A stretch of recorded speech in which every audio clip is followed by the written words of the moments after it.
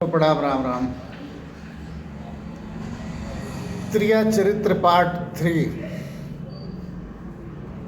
एक हकीकत कहानी के माध्यम से समाज के बीच में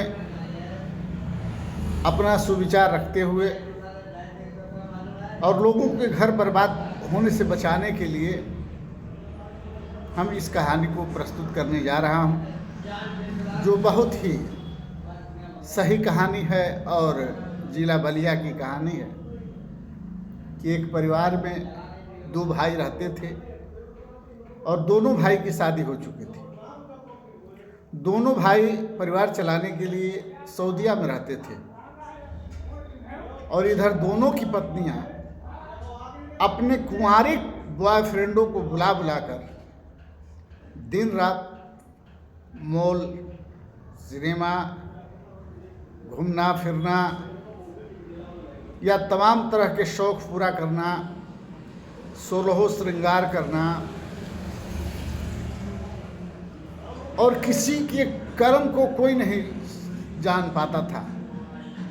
अकस्मात एक दिन बड़ी बहू ने छोटी बहू को देख लिया, फिर एक दिन छोटी बहू ने बड़ी बहू को देख लिया, फिर दोनों को देख लिया, फिर दोनों सहेली हो गई और सहेली होने के बाद आए दिन उन सबका क्रियाकलाप चलता रहा।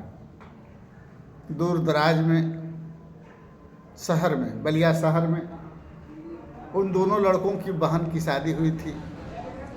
जब ये दोनों भाभियाँ बॉयफ्रेंडों के साथ मॉल वगैरह जाती थी तो कभी कभी बहन देख लिया करती थी, कभी कभी गांव के लोग देख लिया करते थे। लेकिन लोग आके सास से कहते थे, लेकिन सास विश्वास नहीं करती थी, पति तो विदेश में थे ही। अकस्मात एक दिन सास को रहा नहीं गया और उसने मूर्खता किया। मूर्खता ये किया कि उसने देखा कि हमारी बहुएं रात रात भर जग रही हैं, रोज़ रोज़ बाज़ार जा रही हैं, मॉल जा रही हैं, अच्छे अच्छे कपड़े ला रही हैं, तरह तरह के श्रृंगार कर रही हैं। तो 1-2 बार उन्होंने टोका कि पति के न रहने पर 16 श्रृंगार करना बहुत बड़ा पाप है और पति के न रहने पर कहीं घूमने जाना, रिश्तेदारी जाना या कहीं भी जाना पाप है। जब देखी दोनों बहुएं कि हमारे सासू जी दबाव डाल रही हैं तो काहे न कुछ ऐसा किया जाए कि इनके सामने ही सब कुछ किया जाए। बस दोनों बहुएं एक साथ विचार बनाकर अपने अपने बॉयफ्रेंड को बुला लेती हैं, सास के सामने है कुकृत्य करने लगती हैं। सास पहले ज़माने की देख नहीं पाती हैं और अपने बच्चों को फ़ोन करती हैं बुलाने के लिए, तब तक बहुएं देख लेती हैं। उन्हें डर हो जाता है कि ये बच्चों से कह देंगी तो रिश्ते टूट जाएंगे, तो जुगाड़ बनाने लगती हैं अपने सास को रास्ते से हटाने के लिए। अकस्मात एक दिन दोनों बहुओं को अपने अपने बॉयफ्रेंड के साथ कुकृत्य करते वीडियो बना लेती हैं सासू जी, और यह बात अपनी मतलब बेटी से, जो बलिया में शादी हुई थी, उनसे कहती हैं और ये सारी बात बहुएं सुन लेती हैं। फिर वो दोनों बहुएं अपने बॉयफ्रेंडों को बुलाकर एक उपाय रचती हैं और कहती हैं कि आप दोनों डाकू के भेष में घर में घुसो, रुपया पैसा भी चुरा लो और जब सासू जी जगें तो उनको रास्ते से हटा भी दो। और जब वो चिल्लाने लगे, हम लोग पहुँचे, तो हम लोगों को भी थोड़ा थोड़ा चोट दे दो ताकि पता चले कि हम लोगों का कोई हाथ नहीं है। यह सारी बात ननद को पता था। सासू जी तो मर गई, वो आए सब डाका डाले, रुपया पैसा निकालने लगे। सासू जी को पता चला, सासू जी उठ के खड़ी हुई, विरोध की, तो उसके सर पर हथौड़ा मार दिए सब। वो तो चली गई, लेकिन इन दोनों को भी हथौड़ा मार दिया गया हल्का हल्का। ये भी बहुत बेहोश का नाटक की। फिर बाद में उठी, तब तक पुलिस को खबर हुई, पुलिस आई, पुलिस ने पूछताछ की, बहुएं बच गई। लेकिन सास की बात, मतलब अपनी मम्मी की बात जो बेटी ने सुना था, उसने ये सारी बात थाना इंचार्ज को बताई। और थाना इंचार्ज को जब बताई तो थाना इंचार्ज दबाव डालकर बहुओं से सवाल किया और उन दोनों बॉयफ्रेंडों को पकड़ा और चारों लोग जुर्म कबूल किए और सारे अपने कुकृत्यों को बताने लगे। तो हमारे कहने का तात्पर्य यह है कि चिड़िया चुन गई खेत तो फिर पछताए क्या होत।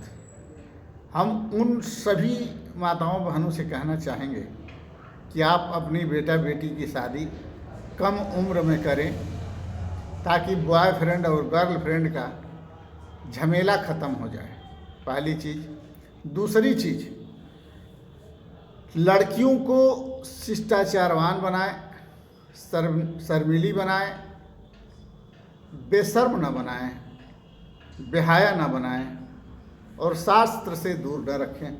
उन्हें शास्त्र के अवलोकन कराएं और शास्त्र के करीब रखें, क्योंकि शास्त्र से दूर होकर, सनातन से दूर होकर सिर्फ कीचड़ ही इकट्ठा किया जा सकता है, अच्छाई ग्रहण करना असंभव है। इसलिए सभी माताओं बहनों से निवेदन है कि लड़का हो चाहे लड़की हो, उसको अपना दोस्त समझिए और दोस्त समझकर बचपन से ही उसे धर्म में ढालने का प्रयास कीजिए।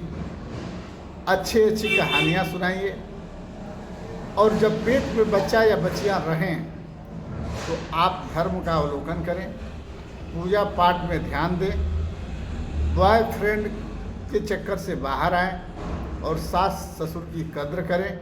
नहीं तो इसी तरह हत्याएं होती रहेंगी, लोग मरते रहेंगे और लोग जेल जाते रहेंगे, घर बर्बाद होते रहेंगे, तबाह होते रहेंगे। हम नौकरी पेशे वाली बहुएं खोजते हैं, लेकिन एक बार भी नहीं सोचते हैं कि जो बहू नौकरी पेशे वाली होगी वो हमें और हमारे परिवार की कितनी कदर करेगी।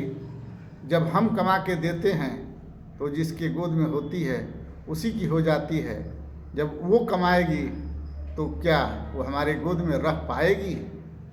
ये बिना सोचे हम कमासुत बीवी, कमासुत बेटी और कमासुत बहू का सपना देखते हैं, जो आजकल आए दिन अदालत को, थाने को, कचहरी को भरने का काम कर रहा है और कोई भी परिवार सुखी नहीं है।